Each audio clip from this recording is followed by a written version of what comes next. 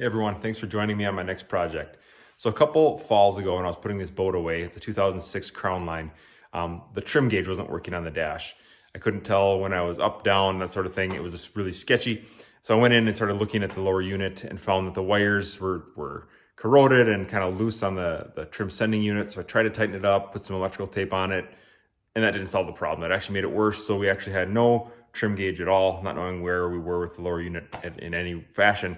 So the project is going to be replacing that trim sender unit, and while I'm at it, we're going to replace the trim limit switch as well. So what I'm talking about is down here. This is a, like I said, 2006 Mercruiser Alpha One Gen 2. So the trim sending unit is right here on the starboard side, and the trim limit switch is on the other side, just a mirror image of that on the port side. So we're going to dig into this project and see how it goes. I've seen various reviews online for how difficult this is. Some say it's not that bad, others say it's terrible. The instructions say you should pull off the lower unit. Other people say you don't need to, and I'm going to subscribe to the latter, and I'm not going to pull the lower unit if I don't have to. So we're going to jump into this. Hopefully I'm going to learn something. Hopefully you're going to learn something. You can see how I do it, and we'll just bust into it from here. Okay, here's the parts I'm going to be using. I bought the Sierra brand. It's an aftermarket company that makes pretty much everything you want for your boat. I've used them before. It's pretty good quality stuff, so I'm okay using it for this. Replaces the Mercruiser part there, fits mine, which is Alpha Gen 2. So here we have the port side limit switch. This will go up and connect directly to the trim pump. And then this is the trim sender, goes on the starboard side, and this connects to a wire harness right on top of the engine. So I'll show where those are at inside the boat in just a second here. Okay, sorry for the bad lighting back here, but here's where these two cables come through. You can see they're tied up right down here on the zip tie and goes right in under here through the hull, right to the left of my fingers there. And then this is the trim sender one that comes up here and plugs into these connections right there, which just go right up into an engine block there. And then the trim limit switch comes up here into this little tie of wires here. There's a purple and a blue, it looks like. Not sure which one goes to which, but we'll figure that out when we get there. So I'll go back to the outside, to the lower unit, and start working there. Okay, so with the boat motor trimmed all the way down, I had to lower my tongue jack as much as possible to do that. Get it all the way down and turn it to the right. I even tied a rope on it and steering wheel just to make sure it went to the right as hard as it possibly could. You need to get up in here to, see if I can show you which bolt it is. There we go. There. That's the 7/16 inch bolt we need to get onto. It holds a little kind of oblong shaped clamp that holds the wires as they go through the hull. So we're going to use a socket with an extension and a universal joint on it to try to get up in there. I just use patience, and I've got a couple extra long tools to help kind of push it around, and hopefully we can get this thing out. So here's what I'll be using. Like I said, this is a 6-inch extension on here. I have a longer one if I need it. There's a long screwdriver, and I have a long chunk of wire just to try to get in there. So we'll try using these tools alone, see if we can get that bolt out of there. Okay, that was not bad at all. That came out in like a minute or two. Just got this hooked on it, and once it came loose, it's just a matter of getting it turned out. So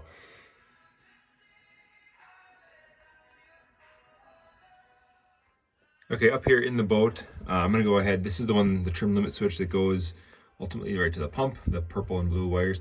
I'm gonna cut it right up here, this way I don't have to worry about pulling those ends through. Granted, I gotta pull the ends through when I go the other way, but make it easy on myself as much as possible. And I'm leaving enough on there so I can pull those out when the time comes. So we'll do that. Snap all the zip ties that are in the way, and then we'll go ahead and move on. Cut the ends off the other one too, which is right back there. Do the same thing. Then we'll tie a string on.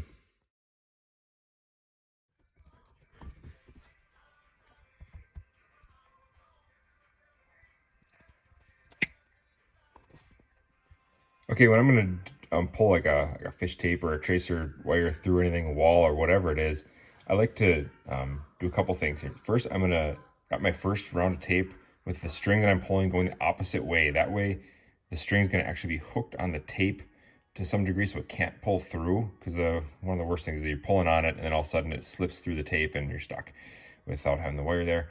So we're gonna do that. And then I like to use electrical tape. It does not tear like duct tape or masking tape or whatever else. So I'm going to do that. So we'll go ahead. I need 2 hands to do it, but we'll wrap a band right around what you see here and then fold it over the tape and then keep taping it so it's really hooked onto that tape well.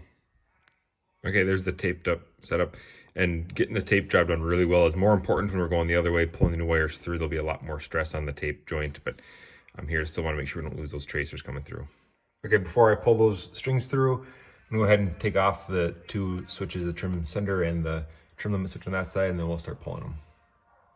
Okay, that pulled off, and then it's held onto a little clip here. I'm just gonna pull it out and save that clip because I don't think the kit came with another one to go on that wire. So put that aside, and then we'll do the same thing on the limit switch side.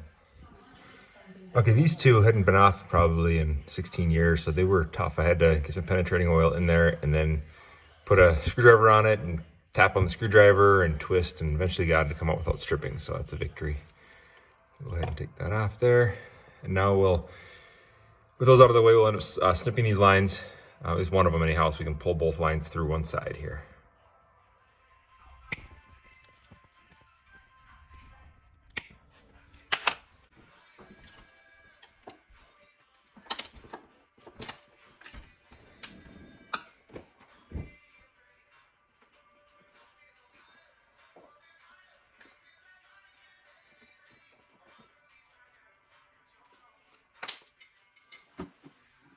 Okay, here's the old one that I pulled out. You can see it was mounted like that with that screw on the bottom. But as you pull it through, this is a 2-part plug. All right, now we'll go ahead and use my tracer lines here to tape up the new wires and get those pulled through. Okay, this is how I'm gonna tie up this tracer pull wire. Just to show what I'm doing here, I'm making sure that the 2 plug ends are not lined up right next to each other to make a really thick spot to pull it through. So I'm actually offsetting it. I'm gonna put my string in there like that, and then this extra wire that's kind of bulged up down here. As I twist the tape there, I will go ahead and just kind of lay that down or twist it a little bit so it doesn't cause a bulge there, but that's kind of how I'm gonna start. Yep. Okay. I can't see the hole that it goes into. Oh, you won't.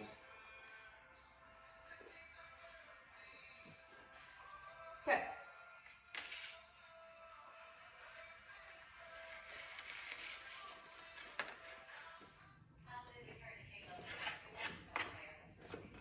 How far do you want them pulled? Well, I gotta do finagling. I'll come on. Okay. There's a weird half plug and stuff. Okay, so we got those pulled through, and here now I've got the sender unit on its correct side, but I need to pull through this little half plug so I can get it aligned with the other one. So got it, just hooked it with a wire and pulled it through. So these are gonna sit together like this.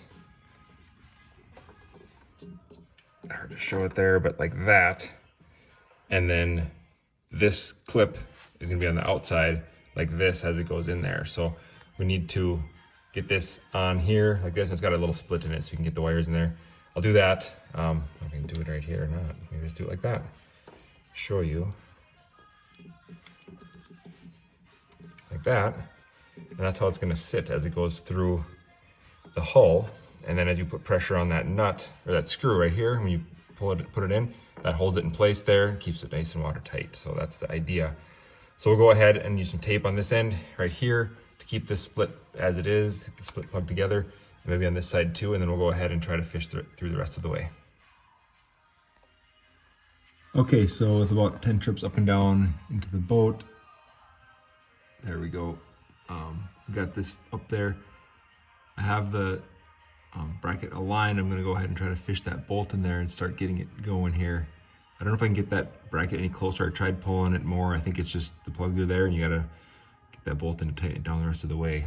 So I did on my bolt head, just put some electrical tape there to make sure this stays tight. Saw that from someone else on a video, so that's a good tip. So don't lose that bolt. We'll see if we can get it started.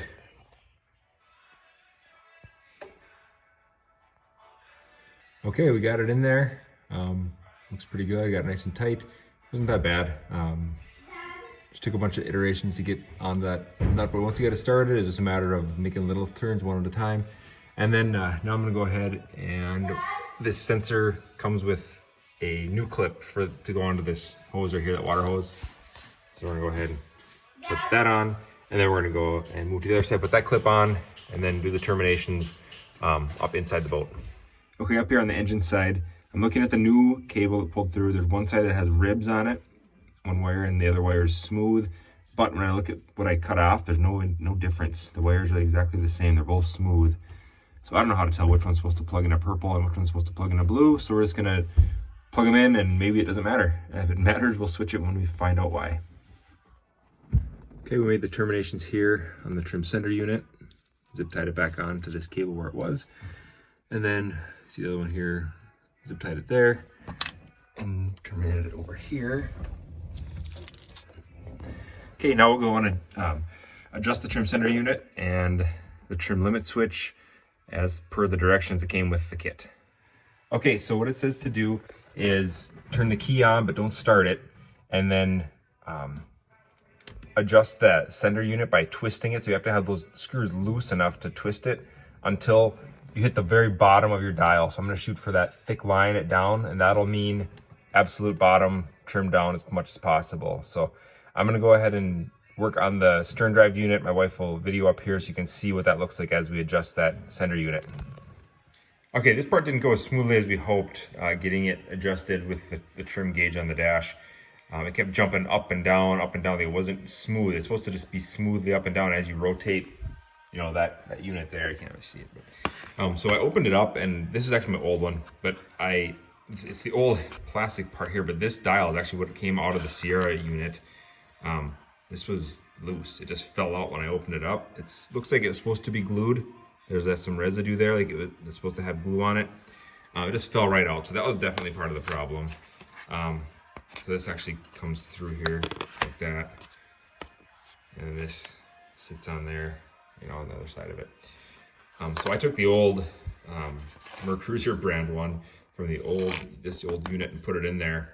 I just re-greased it with some dielectric grease, and it's okay. It's better. We're at least able to get it to hit that bottom line. However, it's still jumping quite a bit as I move it around. So I'm not sure if that's going to work. I'm going to actually glue this here and try to use it, but it's not real great. So the Sierra part, I will say I'm not impressed with, just the quality control of it. If I were to do it over, I would get the Quicksilver part or the Mercruiser, you know, OEM brand. But that's what we got going on so far. Now we're going to move on to the trim limit switch side. Okay, the instructions on this for this side are pretty easy.